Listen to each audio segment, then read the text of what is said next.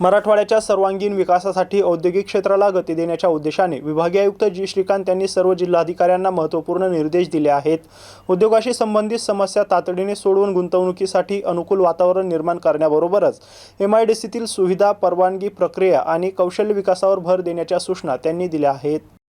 मुख्यमंत्र्यांच्या विकसित महाराष्ट्र धोरणाच्या पार्श्वभूमीवर विभागीय आयुक्त कार्यालयात MIDC संदर्भातील आढावा बैठक दूरदृश्य प्रणालीद्वारे पार पडली आहे। बैठकीत मराठवाड्यातील औद्योगिक भूखंडाची स्थिती, बंद पडलेले उद्योग, शिल्लक भूखंड आणि औद्योगिक विकासातील अडचणींचा सविस्तर आढावा घेण्यात आला। यावेळी जी श्रीकांत यांनी उद्योगांशी संबंधित प्रश्न तातडीने सोडून गुंतवणुकीसाठी पोषक वातावरण निर्माण करण्याचे निर्देश दिले। प्रत्येक जिल्ह्यातील ITIच्या माध्यमातून उद्योगांना आवश्यक कुशल मनुष्यबळ तयार करण्यासाठी दर्जेदार तांत्रिक आणि व्यावहारिक प्रशिक्षण देण्यावर त्यांनी भर दिलाय। औद्योगिक वसाहतींमध्ये रस्ते, पाणी, वीज, घनकचरा व्यवस्थापनासह सर्व मूलभूत सुविधा उपलब्ध करून देण्याच्या सूचना त्यांनी यावेळी दिल्या। बाहेरून येणारे उद्योग अडचणींमुळे बंद पडू नयेत किंवा जिल्हा सोडून जाऊ नये, त्यासाठी आवश्यक संरक्षणात्मक उपाययोजना राबवण्याचे निर्देश देताना भूखंड वाटपानंतर विहित मुदतीत उद्योग सुरू न झाल्यास योग्य कारवाई करण्याचेही त्यांनी स्पष्ट केले। तसेच उद्योगांच्या समस्या नियमित आढावा बैठकीत सोडून प्रशासनाने सातत्याने पाठपुरावा करावा, असेही निर्देश विभागीय आयुक्तांनी सर्व जिल्हाधिकाऱ्यांना दिले।